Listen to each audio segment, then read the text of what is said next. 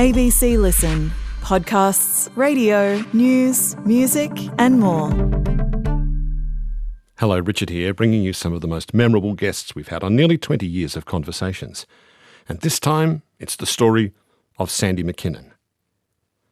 Sandy always loved the idea of adventure in the most romantic sense of the word. And in 1998, at the end of his teaching job in the English countryside, Sandy set off in a little boat, a dinghy, heading downriver to Gloucester. But when he arrived, he decided he'd had such a nice time on the water that he wanted to keep going, and going, and going. Sandy's adventure in his dinghy took him down rivers, through locks, across the English Channel, and into the great river systems of Europe. Months later, his dinghy sailed shakily out of the Danube River and into the Black Sea. Along the way, Sandy mostly encountered incredible kindness from strangers, although at one point he thought he was going to be shot and murdered in a nameless forest somewhere in Romania. If nothing else, Sandy's story proves that you can only have a proper adventure if you don't have a plan. Hi, Sandy. Hello, Richard. Where did your love of adventure come from? Well, I think it probably actually started with children's books. I can still remember vividly opening up, I must have been 6 or 7 at the time, opening up Dr. Dolittle, and there was this line there that said something like, Dr. Dolittle hopped in his ship with his parrot and his monkey and his pig and his dog and sailed away and bumped into Africa. I adored that. I loved that thought that you could just hop into a ship and sail off and bump into somewhere. You know, you didn't have to plan it and you didn't have to get a passport or visas and so on and all that. And that was when I was about 7. And then shortly afterwards, my whole family actually, got on a ship, an ocean liner, nothing as romantic as a little Dr. Dolittle galleon, and sailed off from Sydney to England. And that voyage was just the start of this lovely sense that travel should be slow and should involve seagulls and dolphins. And did you ever have any sailing experience as a kid? Yes, we were lucky enough to have a holiday house on Lake Jindabyne in the New South Wales. New South Wales, yes. Yeah. And my mother is an incredibly keen sailor, and we had a little mirror dinghy, and Mum would pack myself, my 2 sisters, and my brother into this tiny little boat. I mean, it's the size of a small dining room table, really, and take us charging up the lake in all weathers. And there are lots of little islands in the middle of Lake Jindabyne. And of course, each one of those became a type of treasure island or a pirate island and so on. But being the youngest, of course, I was always, well, the ship's boy, really. I was put right up the front. I wasn't allowed to touch any of the ropes. And funnily enough, I hated it. It was because it was cold and it was wet and everybody else was getting the ropes to hang on to. And it was only years and years later when I got in a boat and I didn't have my mother telling me what to do, or the various ranks of older sisters and brother, that I actually really enjoyed it. You said this was a mirror dinghy. Yes. What is a mirror dinghy? Oh, the mirror dinghy was designed, it was part of a competition run by the Daily Mirror paper in England years ago, for someone to design a boat that was small enough to fit on the top of a car, could be made at home by a competent craftsman in their back shed, and was really suitable for a whole family. They're very well known to dinghy sailors. They've got a bright red sail, a wooden hull that's made of plyboard that's actually stitched together with copper wire, sheets of plyboard and then varnished over and fiberglassed over. They come from about the 1960s, but they look like the sort of thing that Swallows and Amazons would have been sailing. Right, like a sort of a large full-scale toy boat in a way. Yeah, exactly. Yeah. So they're about 11 foot from the front, that's called the bow, right, to the back, which is called the stern, I've discovered. I call it the pointy end and the blunt end. Yes, that's right. Now, was it natural for you to become a teacher? Yes, absolutely. Both my parents are teachers, which I'm not sure that has a lot to do with it, but from a very early age, I loved explaining things to people. I'd bore all my friends by trying to explain the way a particular game worked or why the moon appeared as it did in the sky. But I was lucky enough, I had 2 superb teachers at school, an English teacher and a maths teacher, you couldn't have had better teachers in terms of bringing a passion to their subject and being able to explain things in ways that were so crystal clear that light bulbs were going on 5 times a lesson. So then we get to the start of your adventure, and it starts with you getting a job as a teacher in Ellesmere College in England. Yes. How did you get the job? I'd arrived in England with a backpack, having travelled overland all the way from Australia, and my father, who's a very conservative man and always giving me advice that's very cautious, was saying, "Oh, Sandy, you can't expect to arrive in February in England and just walk into any job." And I agreed with him because he's right about everything. But I actually thought, well, tell you what, I could sit somewhere and write tons and tons of resume letters and send them off and hope to hear back. But in fact, what I did is I hired a car, drove around England and stopped in at every one of the schools I could find, usually the English private schools, well, they call them public schools, that I'd sort of heard about and knew about from my parents. And I'd sort of knock on the door and say, "Is the headmaster busy?" And slightly startled receptionists would say, "Well, he's with the bishop at the moment, dear. Can I help you? Have you got an appointment?" I'd say, "Well, no, but I'm just wondering if there's a job." And as it turned out, using that method, I got 4 jobs in 3 days. But the last of these was Ellesmere College, which was this lovely, slightly crumbling, rundown private school. It's just slowly decaying into the dandelion and the cow pats of Shropshire meadows. But a fantastic school. How did you clinch the job? Oh, yes. The headmaster had introduced me to the head of English, who'd said, "Well, come along and let's see you teach a class." So I went along to a class of what would be year 11s, and I was given a poem to teach. Now, it was a war poem by Isaac Rosenberg, and it wasn't one I was familiar with, but it was one set in the First World War, and it talked about a soldier in shock and horror noticing just a red poppy against the white, chalky bank of a trench he's in. Now, it happened that on my trip to England, I'd been travelling in a bus in Northern Territory, and it had crashed. And it had been pretty horrific, but the whole thing was that on that long trip from Townsville across to Mount Isa, I had gone and purchased at a roadside cafe a chicken sandwich. And this, Richard, this was the best chicken sandwich you have ever seen. This was not this sort of grubby little bit of white bread and a thin slice of chicken. This was full of mouth-watering chicken, chunks of chicken, skin, crackly bits, mayonnaise, cracked pepper. Not the sort of thing you expect to find in a outback cafe. You must get the address of this place. Absolutely. Anyway, I'd been put it aside to savour it, and I thought, I'm going to reward myself for this very long, tedious trip. And just as the sun was coming up, I thought, right, well, it's near enough to breakfast. And I'd got it out of its wrappers, and I was just about to bite into it when, bang! There was this blinding crash, headlights coming, huge crash. The bus started going down this relatively steep embankment, totally out of control. What seemed like half an hour of jolting, must have only been 30 seconds, came up against these boulders. Whole front of the bus stoved in. The driver slumped over the wheel.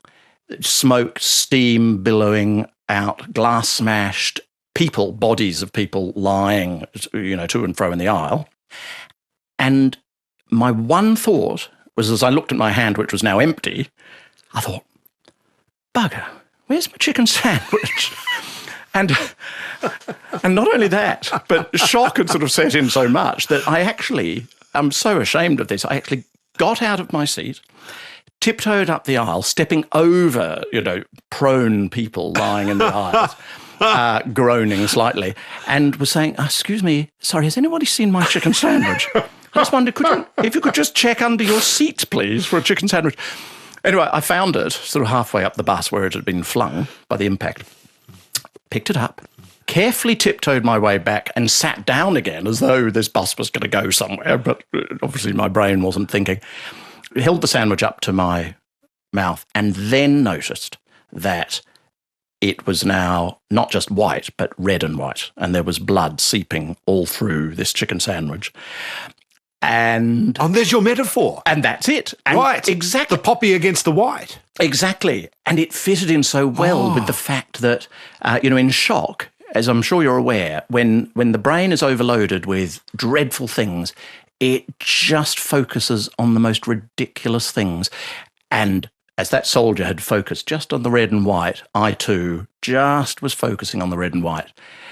And then I came to, as it were, and went completely to pieces and started to panic. Anyway, I told this story to the class, and I heard later that the head of English had said, well, you've seen several teachers teaching. Who do you think? And the class said, well, we don't know what his name is, but the chicken sandwich man, the chicken sandwich man. So, yes. So the chicken sandwich got you the job. What kind of a school did Ellesmere turn out to be? Ellesmere had been what I'd call a fairly enchanting sort of place. And I'd arrived with a type of sense of enchantment because I'd walked into the school and immediately wished for a tame crow. And I've no idea why I wanted a tame crow, but I just walked into the school. It was a very crowy place. There were jackdaws in all the rooftops. There were rooks cawing all over the pine trees outside the school. The emblem of the school was a raven with a ring in its mouth, and the headmaster was called Mr. De Crow, which was rather nice. And this sort of daydream came to me that I thought, do you know what I really need to sort of complete the picture of myself in this school? I want a tame crow. And I could picture myself wandering around the school in my academic gown and in this fairly Hogwartsian sort of school anyway, and with a tame crow on my shoulder. And it was such a vivid daydream that I'd actually even made up a name for this crow, this imaginary putative crow. It was going to be called Jack Macawber Phallicocorax Magister Mordicorvus de Crow. Ridiculous daydream, except that it came true within 2 days because a friend of mine, a vet, happened to come across an slightly injured crow on his rounds, and 2 days later had delivered it to me, and I had this tame crow. So, for short, Jack de Crow.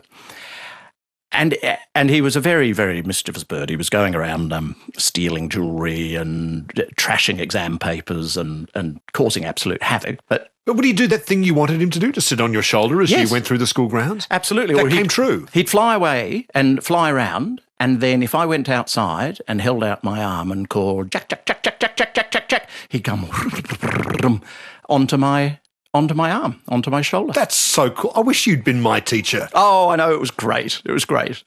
And the whole of my stay at Ellesmere College seemed to be permeated through with this type of storybook feeling. Right, being on the edge of something magic. Absolutely. Yes, just on the threshold of that. And, Ellesmere College is situated right on the edge of Wales, and there's something very enchanting and very magical about Wales. And I couldn't help feeling that a bit of Welsh magic was seeping out of the hills and so on. After 6 years at the school, you got itchy feet, decided to leave. Yes. What kind of a departure did you want to make? I thought, well, look, I arrived just in a rucksack, with a rucksack, having come overland from Australia.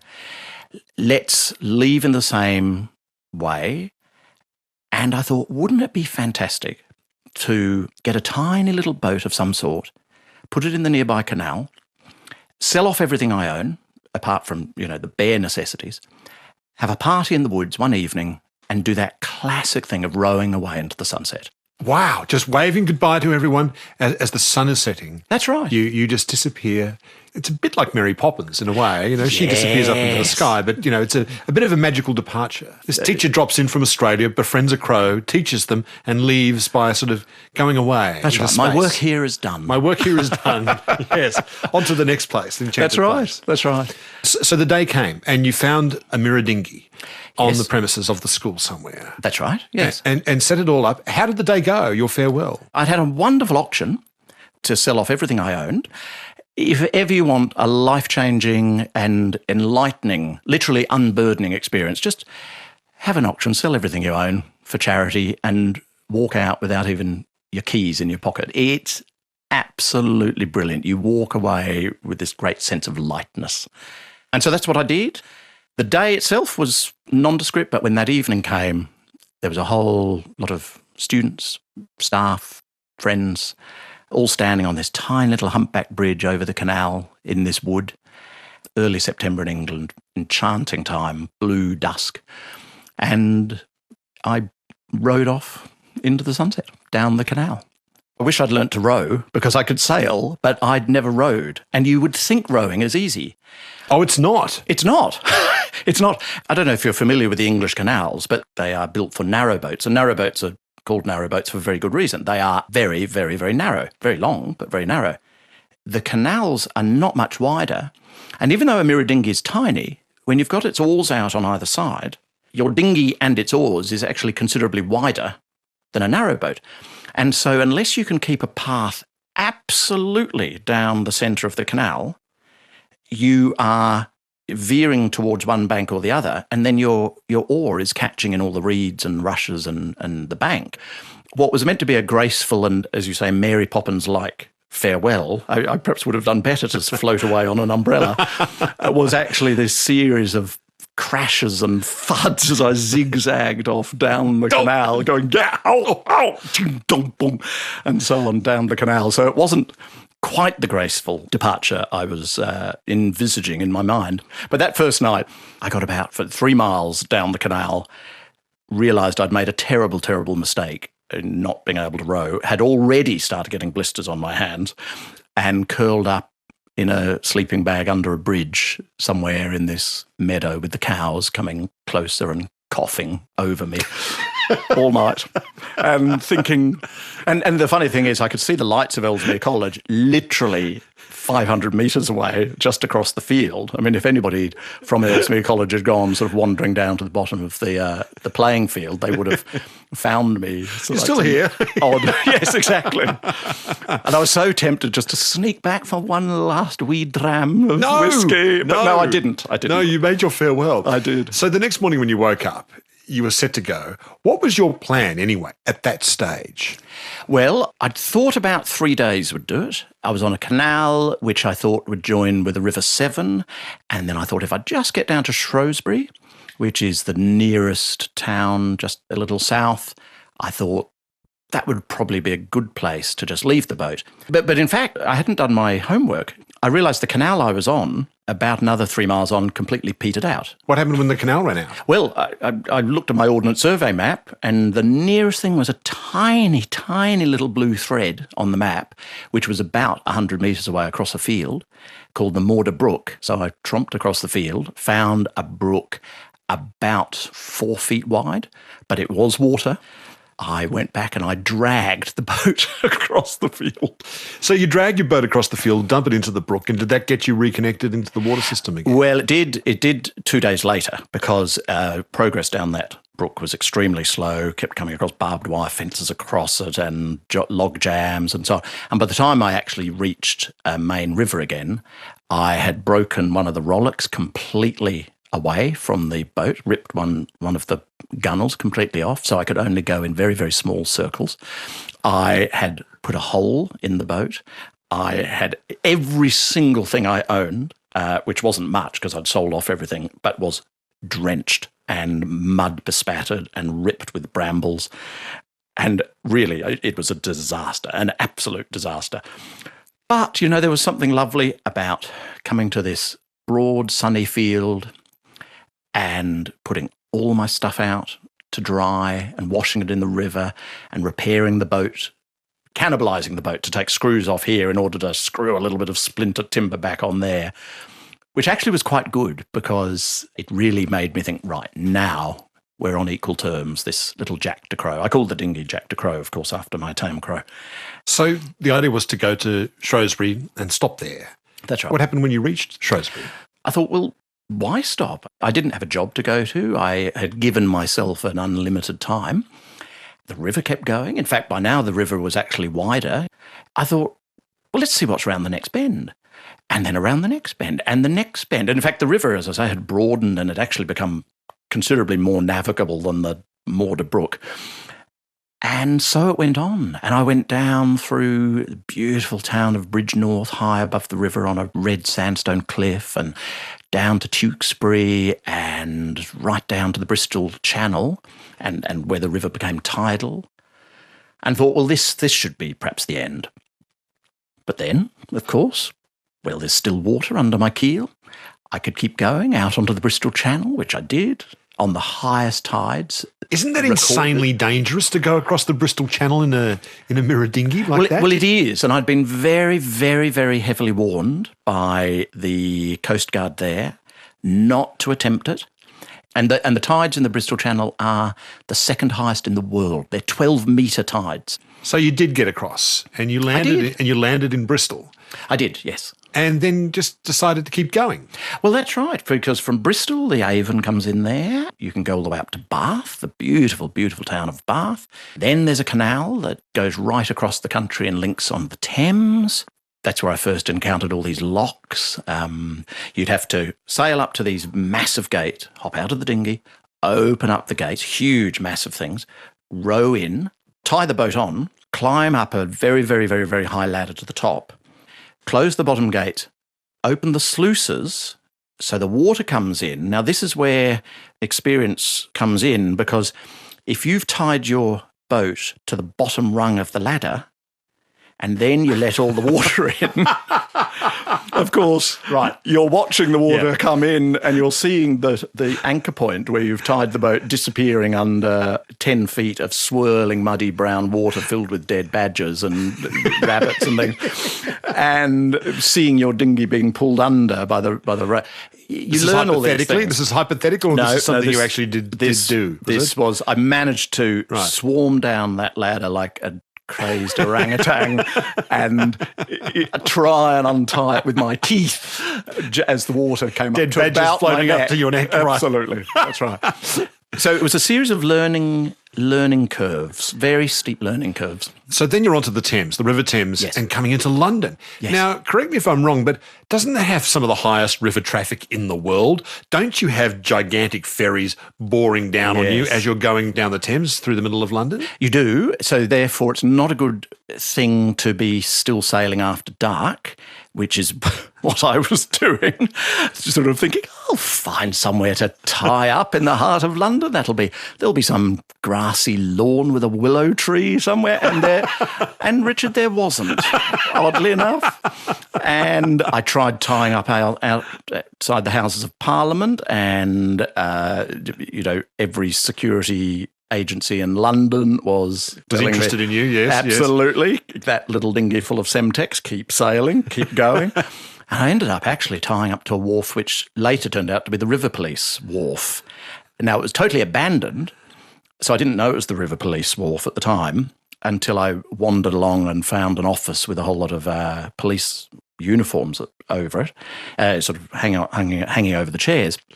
And the reason it was abandoned was because the entire squadron had gone zooming up the river looking for a small dinghy with a pith-helmeted idiot sailing along because they'd got a radio call. You were wearing a pith helmet? Oh, yes. Yes. It was one of the few possessions I'd kept when I did my auction, and it was brilliant, you know? Yes. It was brilliant because various reasons, you can bail with it, you can collect blackberries in it, but one of the best things you can do, and I wish I had it to demonstrate, was that as soon as you put it on, you immediately look like somebody in need of help. And the number of people who came out, from the riverbank, and I mean, it was best summed up early on in the trip when I was actually up the Thames, and an old lady had seen me tying up for the night and said, "You there? What on earth are you doing?" And I thought, it's my mother. Sounded like her. And she was the archetypal English country lady, padded green jacket, sort of Wellington boots, couple of Labradors panting at her side, swinging dog leashes like a couple of medieval maces. I said, "Oh, look, sorry, is this private property?" She said, "No, I've absolutely no idea. Is that a mirror dinghy?" And I said, "Well, yes, it is." She said, "No, you're not going to sleep there tonight, are you?" And I said, "Well, yes, look, yes, I am. I usually do." And she said, "Absolute nonsense. You're coming home with me. I've got half a chicken needs eating up. Now, come on, chop, chop. Dogs are getting cold." and I sort of just didn't like to, felt myself obeying instinctively, Labrador-like. So I grabbed a few things, my pith helmet on my head, and started trotting to heel behind her along the towpath. And she turned and looked at me, and she said, "Now, I'm a widow, so I don't want any nonsense." But then she looked at me and said, "Mind you, I don't think you're a madman." And then took another look at me, pith helmet down, and said, "Well, actually, I do think you're mad, but I don't think you're dangerous. Now, come on, chop, chop." And it was a great asset, that pith helmet. It spelt the message: mad, but not dangerous. Podcast. Broadcast. You're listening to Conversations with Richard Fidler.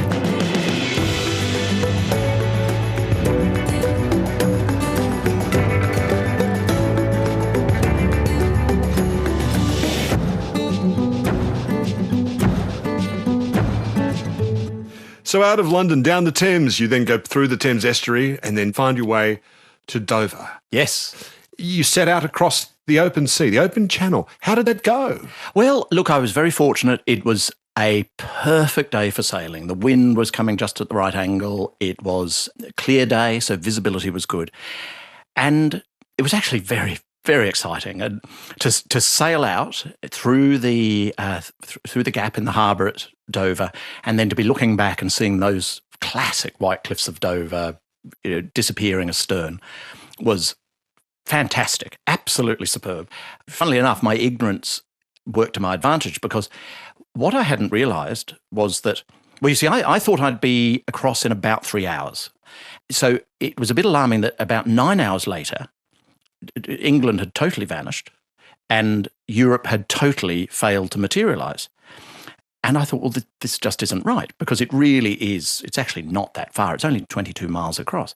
And I could not understand how I'd lost Europe, because Europe's quite big. And you notice it. You notice it. And what I actually hadn't realised was that there's a very, very strong current that sweeps in a northerly direction up the channel, and was sweeping me, as I was sailing across, it was sweeping me up and not approaching Calais at all. And that was getting alarming, because 9 hours later, it was beginning to get dark. I had no lights. I'd eaten my one Mars bar and drunk all my water, and I had no idea where I was. And I was just beginning to panic. And in fact, I'd found myself quite close to a huge tanker, which was anchored right in the middle of the channel. And I had just thought that, I think I'm going to have to do the ridiculous thing of sailing this minuscule dinghy up to this vast ship the size of Birmingham, and somehow making myself heard dunk, dunk, dunk on the hull. You with your pith helmet on? With my pith helmet, and calling out in Ukrainian or whatever, "Excuse me, could you tell me the way to Calais, please?" Well, just to that point, a whole flock of seagulls went by. And I thought to myself, with absolute certainty, they look like French seagulls. There was just something about the tilt of their wings. They had a Gallic insouciance. They did indeed. Right. So I followed them, and about 15 minutes later, Calais came over the horizon, and I followed the seagulls straight in. And I thought Dr. Dolittle would be proud. Navigation by seagull. So there you were in Calais. There I was in Calais. You bumped into it, like you said. I did. Pretty much. I did indeed. I did. So into Calais, then you've got to get somehow into the rivers and canals of France from there. Yeah, there's a whole canal network, very, very dense network. It's almost like varicose veins when you see it on a map. And basically, they come out at Calais. So I was on to the French canals. That then took me right through France. Oh, Richard, superb. France in May, late spring, literally nightingales singing in the trees each night as I was lying there under the stars. The only problem was that on those beautiful sort of spring and summer nights, the whole place, you'd roll over in the night and you'd hear this sort of splitting, crunching sort of pop as you'd roll over onto snails. And I'd wake up quite frequently and I'd have slugs all over me. And one morning I woke up and I couldn't open my eyes. And I was sort of, arching to open my eyes, thinking, I've gone blind. And in fact, I reached up to sort of clear my eyes, and there was a slug across each eye, sealing it shut. So, boom. So, one of the more memorably horrible experiences of sleeping outside. Do you think you got to see different sides of the countries as you went down through France and then into what I think was Austria and Germany and all the way through? Did you get to see a different side of them off the tourist traps? Yes, you do, because the rivers aren't set up for tourists and travellers. So as you come into a little village or a town, there are no signboards saying, well, this is Dürnstein, famous as the birthplace of whoever. You don't get any of that. You coming along the rivers, you're always sort of slightly sneaking in the back door. And that was actually rather lovely, because just down below Regensburg in Germany, rowing along the river, beautiful, beautiful countryside, came around a corner, and there on this grassy hill was the Parthenon. And I thought, right, I have got lost. I appear to be in Athens. But of course, it's not the real Parthenon, and it's not in a ruin. It's a place called Valhalla, and it was built by a mad German king, and it's an absolute perfect replica in marble, in the most beautiful gleaming marble of the Parthenon, surrounded by huge, great cedar trees. Now, if I'd come to Regensburg by car or by train and booked into a hotel, there would have been 28 brochures saying, you must visit the nearby Valhalla. Going down the river, I stumbled across it and just thought, it's like coming through a dream landscape. And I was reading a book. The only book I had to read on the whole journey was a book of Keats' poetry.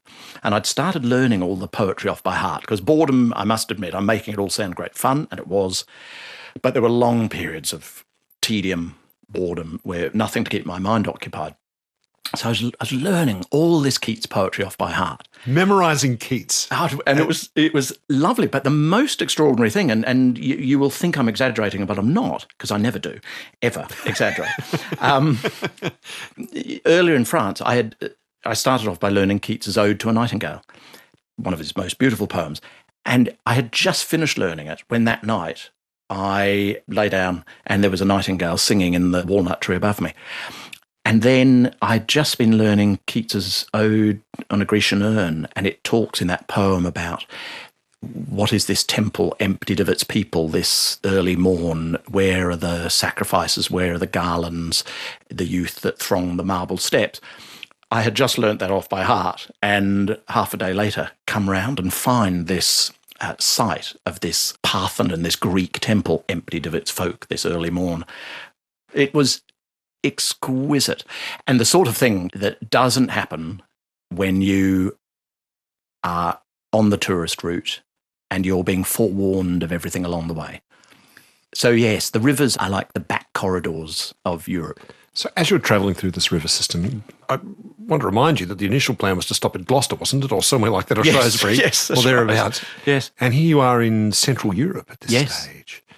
What were you telling yourself as you were going along? Had you set yourself a final destination at this point? I think by that stage, once I had got onto the Danube, then I realised the natural end point of that was the Black Sea.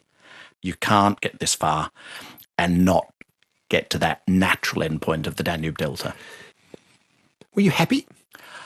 Oh, blissfully happy. Lonely? Lonely.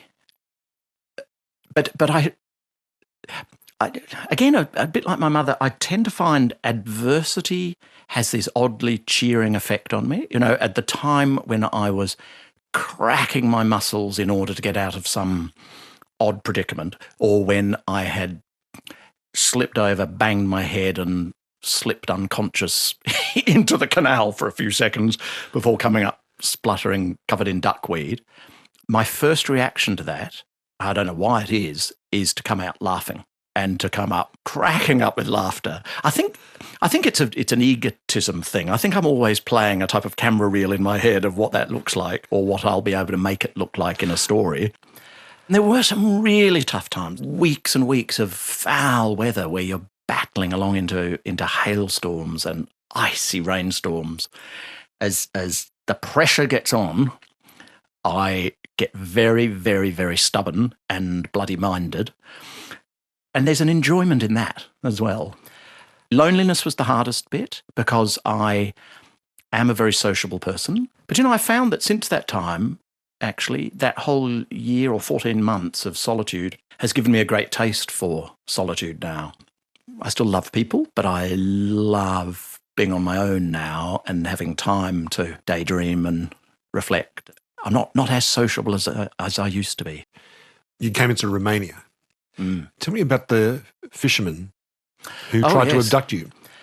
Romania is a very, very wild country, very different from the rest of Europe. You go long, long distances between towns and villages. There's vast forests on either side of the river. And this was 98, and this was the time when the whole of Yugoslavia had literally, as I sailed into Yugoslavia, it fell apart into Serbia, Croatia, Bosnia. The whole place was incredibly tense at the time, with borders being very, very carefully watched. And here's a guy sailing a dinghy down the Danube with a Union Jack and a pith helmet. Absolutely, absolutely. And anyway, so two fishermen in a tiny little boat with lots of dead fish in the bottom of their boat stop me, come and tie up alongside me as we sort of drift down the river, start sort of speaking to me, and I'm saying, all the usual things in my very fluent Romanian, such as, oh, hello, yeah, Australia, nice to say, goodbye. And they're not letting me go. And I try a little more strenuously to say, well, thank you, it's been very nice, but now I must get on. And as I go to untie my boat from theirs, whack, down comes an oar onto the ropes as they try and break my fingers. And then they're pointing at the sail and indicating I should take my sail down. I'm pretending not to understand. Finally, they repeat it. They pick up a huge fish from the bottom of the boat. They slit it straight up the middle. They scoop out the guts and they throw it straight at my head.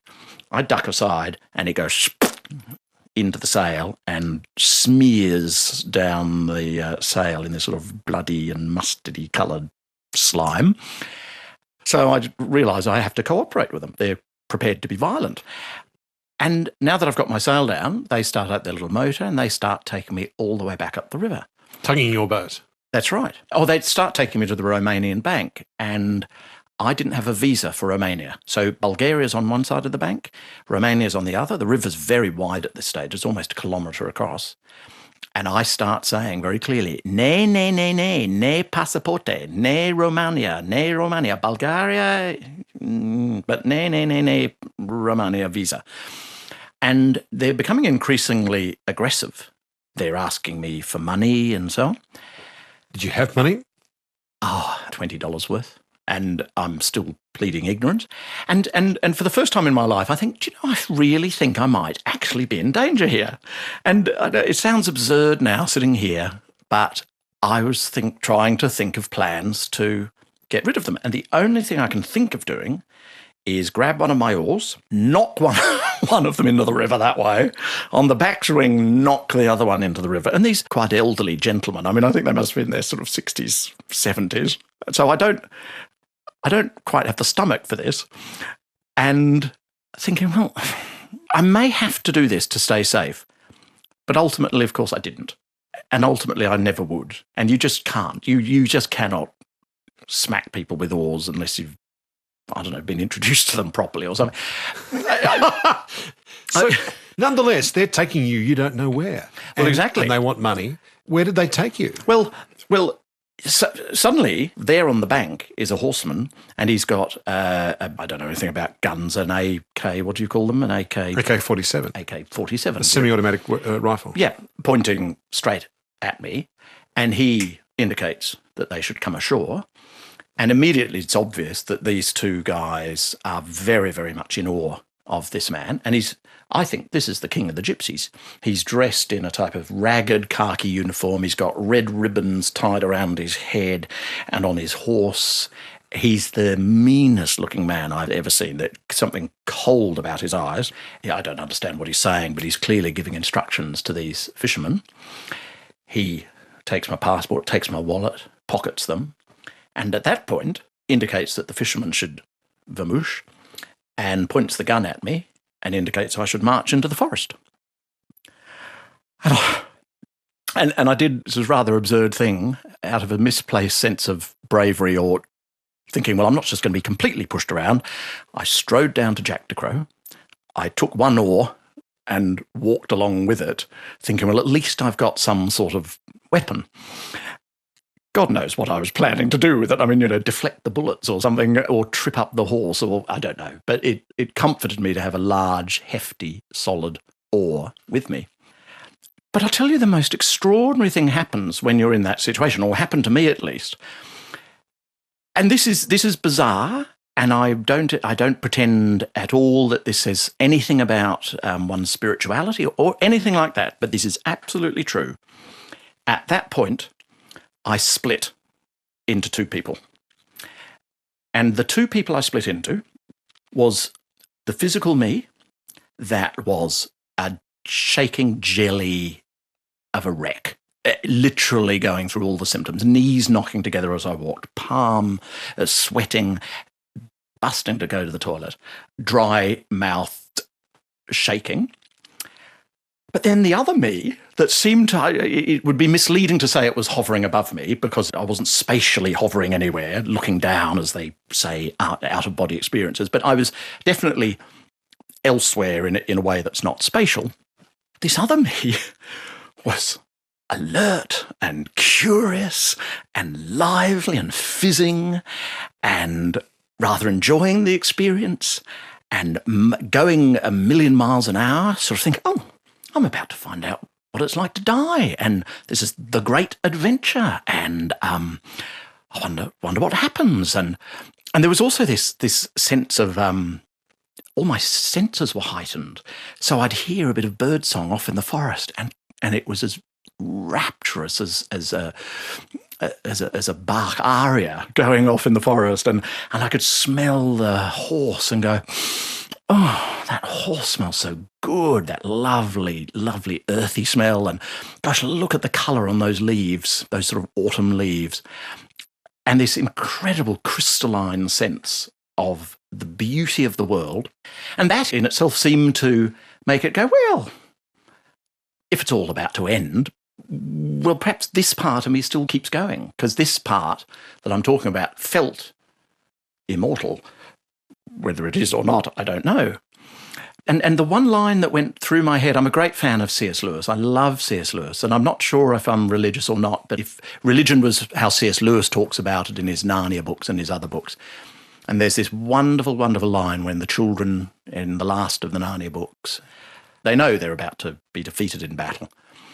And one of them says to the children, let us go and take the adventure that Aslan sends us. And that's the line that was going through my head.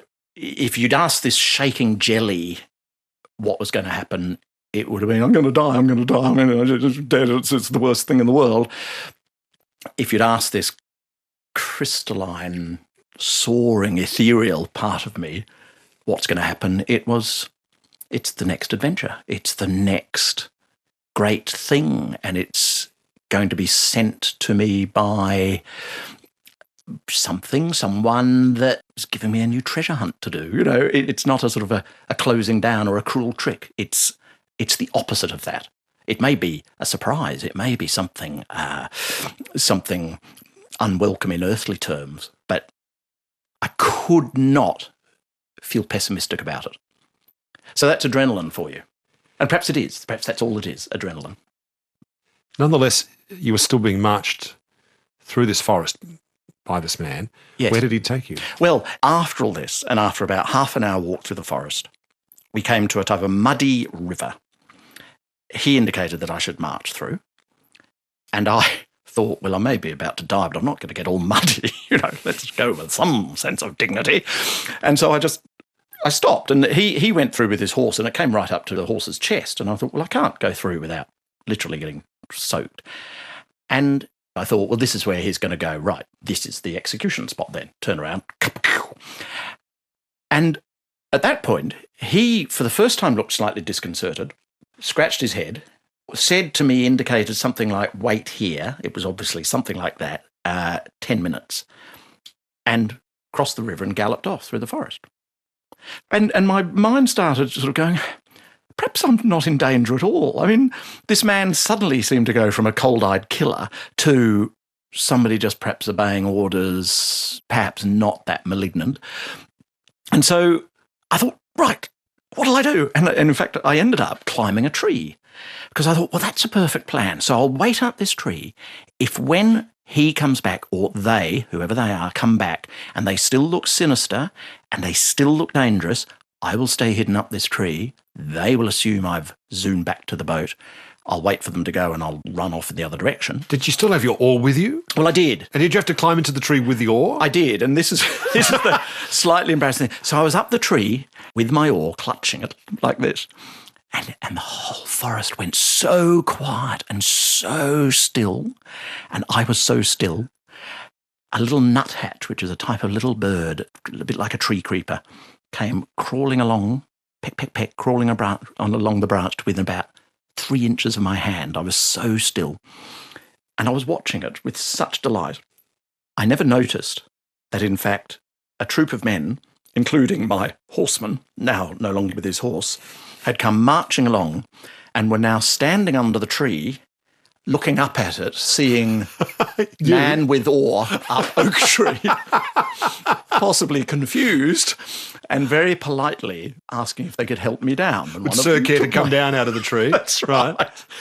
And it turned out the chief of them was this Romanian policeman, and he and his men took me back to a border patrol post, and he said, "We are arresting you as a spy. You are here on Romanian soil without a visa. Those fishermen have told me they found you on Romanian soil without a visa."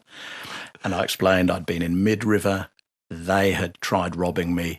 And because I'd explained to them about not having a visa, as soon as that horseman had appeared, I'd thought he was the king of gypsies, but they had recognised him for what he was, an official policeman, border control. Unconventionally dressed. Right. Admittedly. And then had changed their story very quickly and said, "Oh, we found this man on Romanian soil. He doesn't have a visa. We think he's a spy."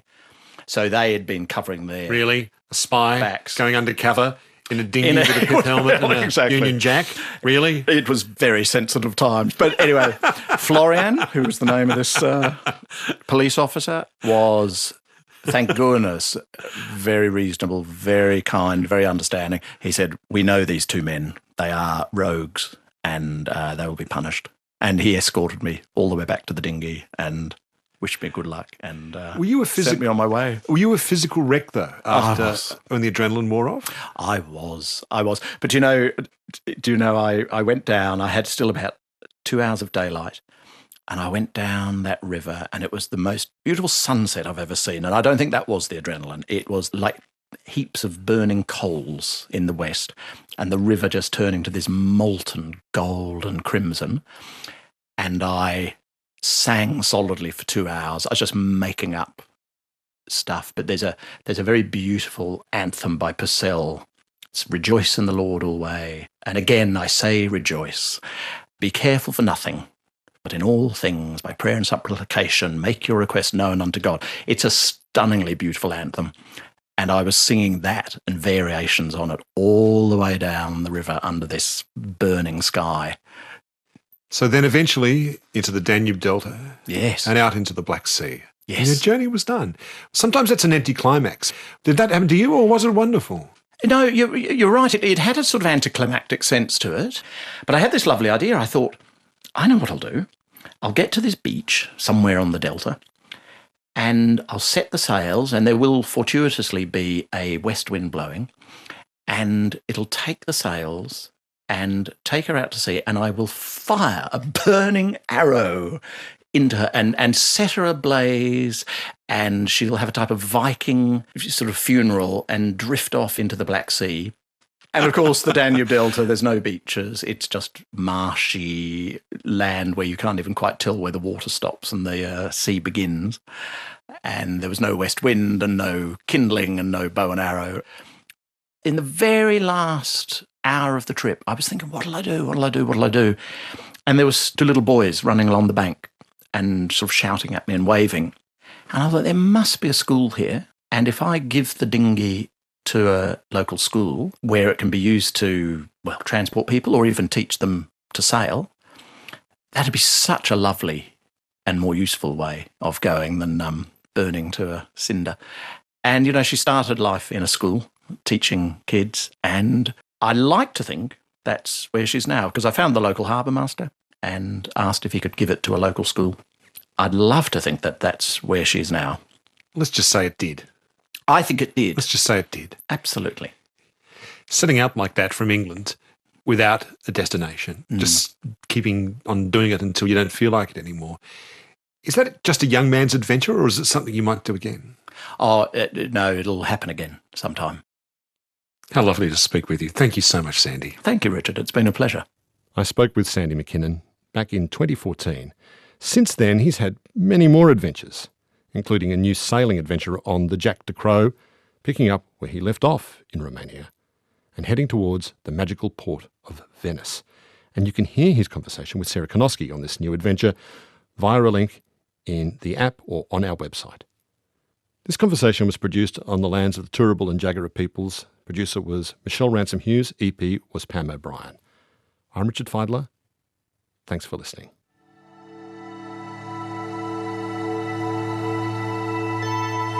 You've been listening to a podcast of Conversations with Richard Feidler. For more Conversations interviews, please go to the website abc.net.au/conversations.